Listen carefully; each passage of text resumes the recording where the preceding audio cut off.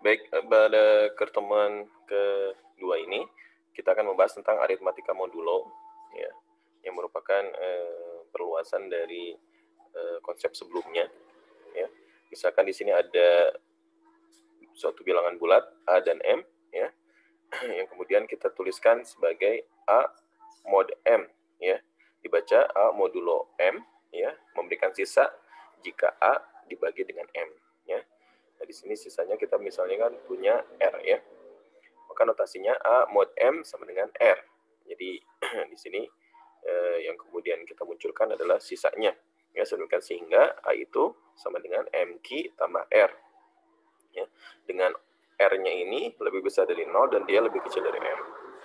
M ini disebut juga sebagai modulus atau modulo, ya. Dan hasil aritmatika modulo M terletak di dalam himpunan, ya, dari 0, 1, 2 sampai M dikurangi 1. Ya. Nah, ini yang kemudian kita ketahui sebagai aritmatika dari suatu modulo. Nah, misalnya contoh untuk modulo ini, ya. Misalnya kita punya 23 mod 5 memberikan sisa 3. Karena ya kita bisa nyatakan hubungan 23 sama dengan 5 kali 4 ditambah 3. Nah, 3 ini sisanya. Misalnya 27 mod 3, karena dia kan 3 ini habis membagi 27, maka sisanya adalah 0. Ya. Kemudian 6 mod 8 sama dengan 6. Kenapa 6? Ya, karena kita punya angka 0. Ya, karena 8 kali 0, ya, jadi 0 ditambah 6. Sehingga sisanya tetap 6. Ya, seperti itu. Kemudian misalnya 0 mod 12 adalah hasilnya 0. Kenapa? Karena kita punya angka 0, sehingga menjadi 0 sama dengan 12 kali 0 ditambah 0. Ya. Jadi kita bisa nyatakan hubungan berapa 0 di mod berapapun, maka nanti hasilnya akan tetap 0. Kemudian untuk bilangan yang negatif, bisa kita punya negatif 41 di mod 9, hasilnya 4. Ya. Maka kita punya angka bilangan bulat min 5, ya, sehingga 9 kali min 5 ditambah 4, ya, sama dengan min negatif 41. Nah, di sini kita punya 4, ya, sebagai sisanya. Dan angka negatif 5 ini enggak apa-apa negatif, ya. Yang pasti yang sisa ini enggak boleh dia negatif.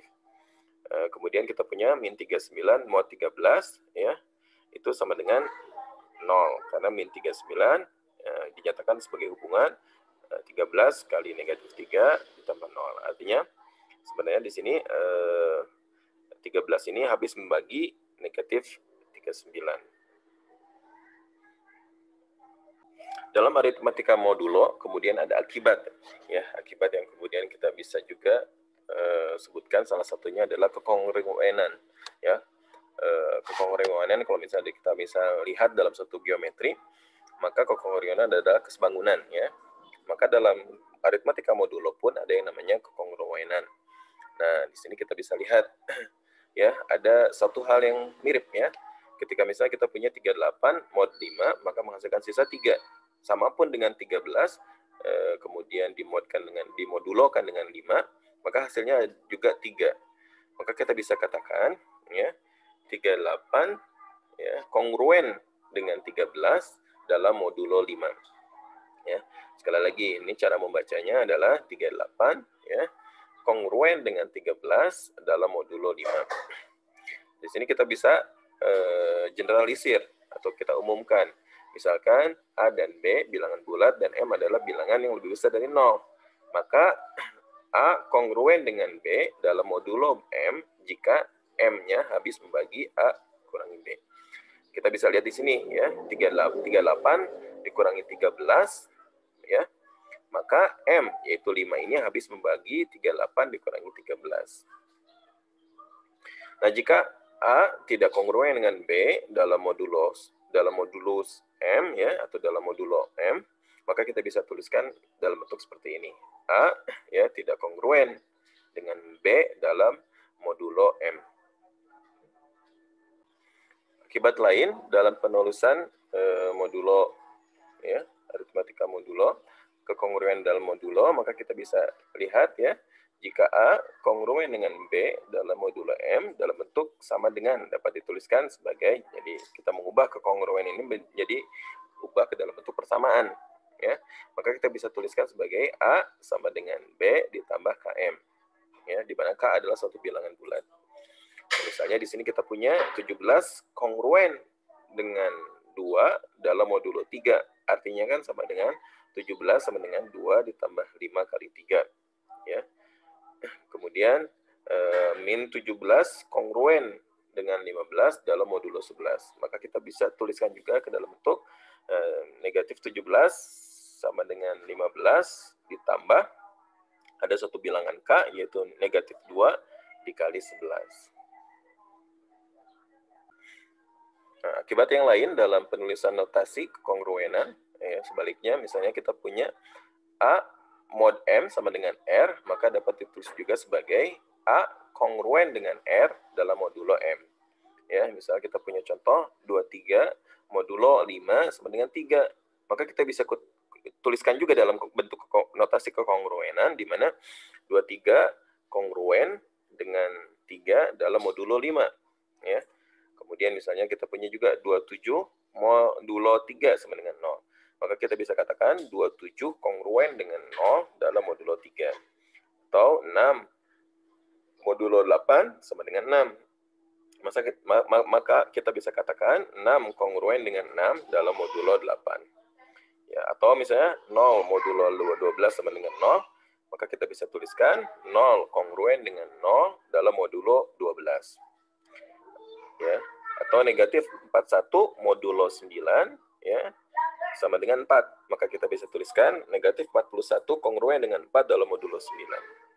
Kemudian negatif 39 modulo 13 sama dengan 0, maka kita bisa tuliskan negatif 39, ya, kongruen dengan 0 dalam modulo 13.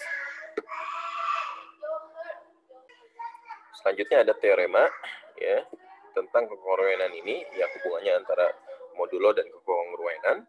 Misalkan M adalah bilangan bulat positif, maka jika A kongruen dengan B modulo M dan C adalah sembarang bilangan bulat, maka ada hubungan yang pertama A plus C kongruen dengan B plus C modulo M. Kemudian A kali C kongruen dengan B kali C modulo M. Kemudian A pangkat P kongruen dengan B pangkat P modulo M. Di mana P-nya ini bilangan bulat tak negatif, jadi tidak boleh negatif dia, atau tidak boleh nanti di sini tidak dalam bentuk negatif, jadi 1 per AP gitu ya, tidak boleh. Kemudian jika A kongruen dengan B dalam modulo M dan C kongruen dengan D dalam modulo M, maka A plus C, ya, kongruen dengan B plus D dalam modulo M. Kemudian A kali C kongruen dengan B kali D dalam modulo M. Nah, misalkan, ya, untuk lebih paham tentang memahami teorema tadi, kita beri contoh, misalnya ada 17, ya, kongruen dengan 2 dalam modulo 3 dan 10 kongruen dengan 4 dalam modulo 3. Maka menurut teorema, kita bisa tuliskan, misalnya ada satu bilangan 5, ya, di mana 17 tambah 5 itu sama dengan 2 tambah 5 modulo 3. Ya. Atau 22 sama dengan 7 modulo 3.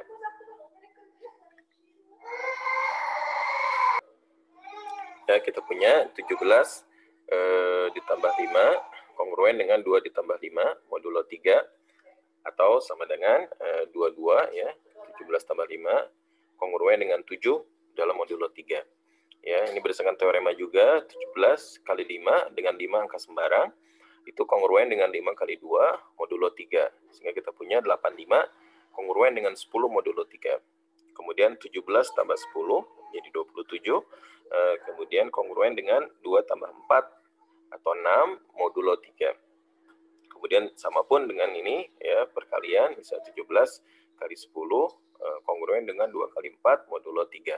Jadi kita punya 170 kongruen dengan 8, ya, modulo 3. Ketika teman-teman memahami teorema keempat ini, ya, tentang kekongruenan, maka yang harus dipahami adalah, ya, dia tidak memasukkan operasi pembagian pada aritmatika modulo, karena jika kedua ruas dibagi dengan bilangan bulat, maka kekongruenan selalu tidak terpenuhi. Jadi ini kongruen ini, ya, berbeda dengan persamaan, ya. Kalau persamaan, kalau misalnya kedua ruas kita bagi dengan suatu bilangan, maka hasilnya akan sama. Tapi dalam kekongruenan, jika misalnya kedua ruas dibagi dengan dua bilangan dengan bilangan yang sama, maka tidak akan selalu terpenuhi. Misalnya kita punya 10 kongruen dengan 4 dalam modulo 3, misalnya dibagi 2 ya. Misalnya kita punya 10 bagi 2, 5, 4 bagi 2, 2. Ya. Maka 5 kongruen dengan 2 ya modulo 3. Tetapi jika yang lain, misalnya kita 14 kongruen 8 modulo 6 tidak dapat dibagi dengan 2 ya.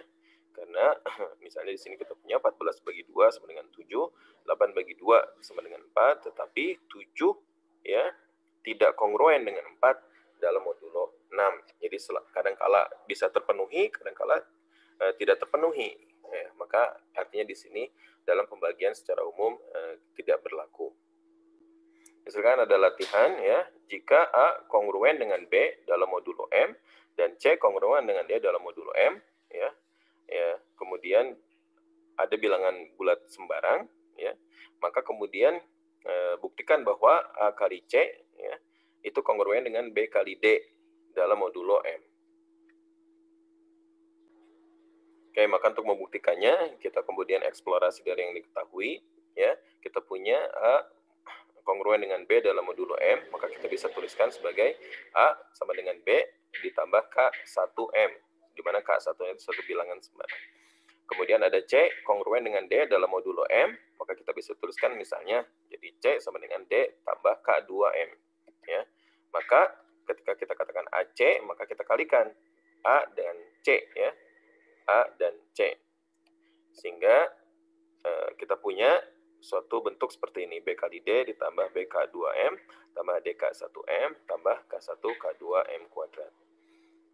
Maka kemudian ya kita punya BD tambah KM, di mana K-nya adalah bilangan ini, BK2 tambah DK1 tambah K1K2M.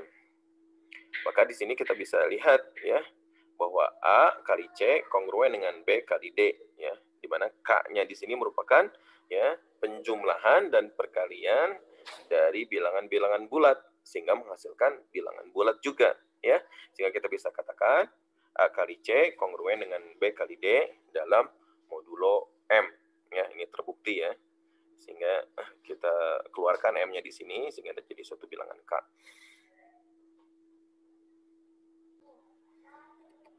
Nah, selanjutnya ada yang namanya inverse atau inversi modulo atau balikan dari modulo.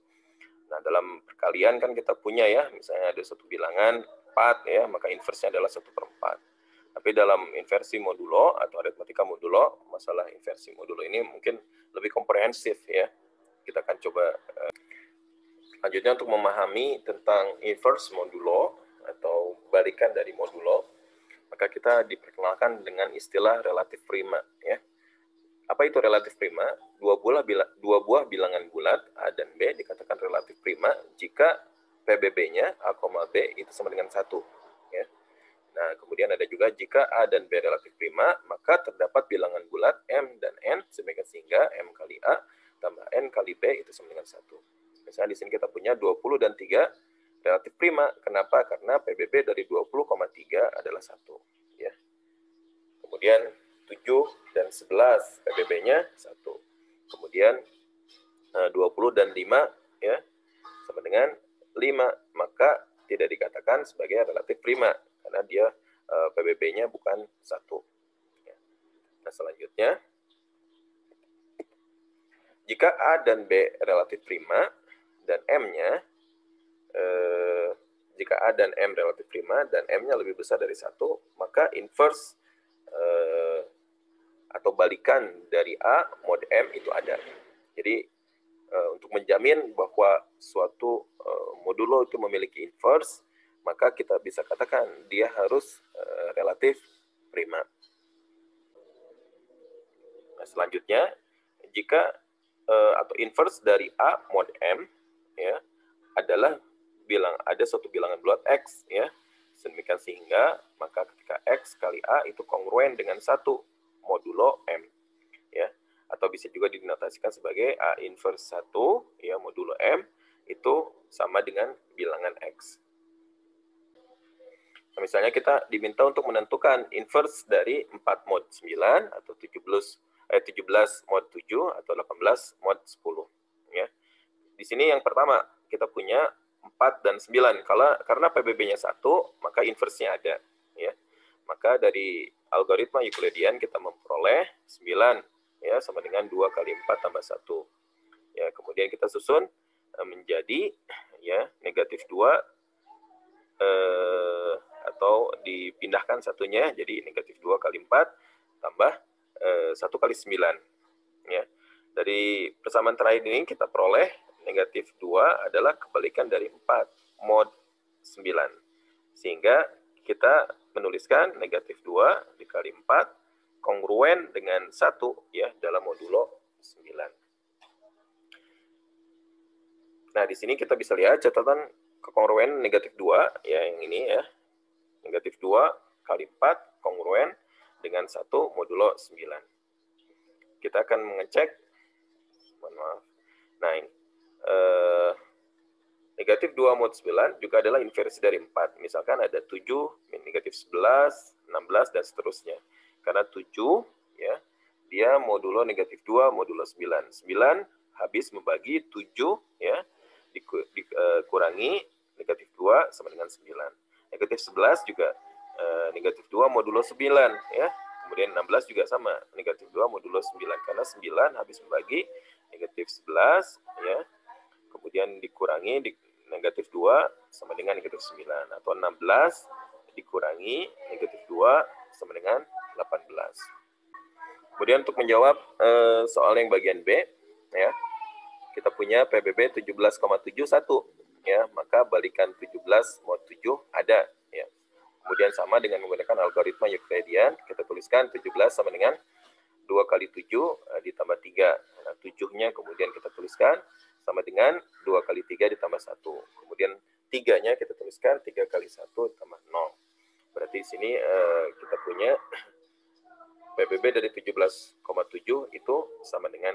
Kemudian kita tuliskan ya persamaan kedua ini ya menjadi 1 ya 7 sama dengan 7 dikurangi 2 dikali 3. Kemudian persamaan 1 ya kita tuliskan 3 sama dengan 17 min 2 kali 7. Kemudian kita substitusikan ya yang persamaan kelima ke persamaan keempat. Maka kita punya 1 sama dengan 7 dikurangi 2 kali 3 ya. Karena 3-nya di sini dinyatakan sebagai kombinasi linear dari 17 min 2 kali 7. Maka kita punya sama dengan 1 kali 7 min negatif 2 kali 17 tambah 4 kali 7. Sehingga kita bisa nyatakan sebagai 5 dikali 7 dikurangi 2 kali 17. Ya, atau ya kita bisa tuliskan sebagai negatif 2 dikali 17 tambah 5 kali 7 sama dengan 1. Ya, dari persamaan terakhir kita bisa lihat bahwa negatif 2 ini merupakan inverse atau balikan dari 17 mod 7 ya. Nah, untuk yang jawaban yang C ya, yang C ini tidak ada. Kenapa? Karena PBB 18,10 ini 2 tidak sama dengan 1 sehingga balikannya juga tidak ada. Kemudian ada cara lain untuk menghitung inverse modulo ya. Misalkan ada X balikan dari A mod M, maka kita tuliskan AX kongruen dengan 1 mod M ya. Ini merupakan definisi dari inverse modulo. Atau dalam notasi juga bisa tuliskan AX sama dengan 1 ditambah KM ya. Atau kita bisa tuliskan X sama dengan 1 tambah KM dibagi A ya. Nah, kita coba satu-satu untuk K-nya sama dengan 0, 1, 2 atau negatif 1, negatif 2. Maka solusinya adalah semua bilangan yang memenuhi ini gitu. Jadi kita menggunakan sistem trial and error. Nah, misalnya contoh inverse dari 4 modulo 9 adalah X meningkat sehingga 4X kongruen dengan 1 modulo 9. Ya, di sini kita punya 4X kongruen dengan 1 modulo 9. Kita tuliskan dalam bentuk persamaan menjadi 4X sama dengan 1 ditambah 9K. Ya, di mana X-nya ini kita bagi misalnya dengan 4. Jadi 1 tambah 9K per 4. Nah, untuk K-nya 0. Ya, kita coba masukkan K-nya 0, maka kita punya 1x ya, itu hasilnya 1/4 ya, 1/4 bukan bilangan bulat. Kemudian K-nya 1 sama ya. Ketika K-nya 1, maka kita punya 10/4 bukan bilangan bulat. K-nya 2 ya, maka sama 19/4 bukan bilangan bulat. Kemudian kalau K-nya 3, bisa kita punya 27 tambah 1, 28 bagi 4, 7. Maka kita bisa nyatakan X-nya sama dengan 1 tambah 9 kali 3 dibagi 4 sama dengan 7. Ketika N negatif 1, ya sama. Negatif 1 kita punya, dia merupakan bilangan bulat. Ya. Sehingga dari sini kita bisa mengambil kesimpulan bahwa inverse dari 4 mod 9 adalah 7 mod 9 dan negatif 2 mod 9 dan seterusnya. Nah, ini ada beberapa soal latihan ya yang kemudian teman-teman boleh dikerjakan tapi tidak dikumpulkan. Misalkan buktikan untuk setiap bilangan bulat positif N dan A, maka PBB A, A plus N habis membagi N. Atau soal nomor 2, tentukan X dan Y bilangan bulat yang memenuhi persamaan 312X tambah 70Y sama dengan 2, lalu hitunglah Y mod X. Ya. Kemudian soal nomor 3, perlihatkan bahwa N habis membagi M, yang dalam hal ini N dan M adalah bilangan bulat positif yang lebih besar dari 1. Dan jika A kongruen dengan B modulus M, dengan A dan B adalah bilangan bulat, maka A kongruen B modulo N. Ya. Kemudian soal nomor 4, tentukan semua inverse dari 9 mod 11. Mudah-mudahan bisa memahami di pertemuan kita kali ini. Tetap semangat teman-teman mahasiswa. Assalamualaikum warahmatullahi wabarakatuh.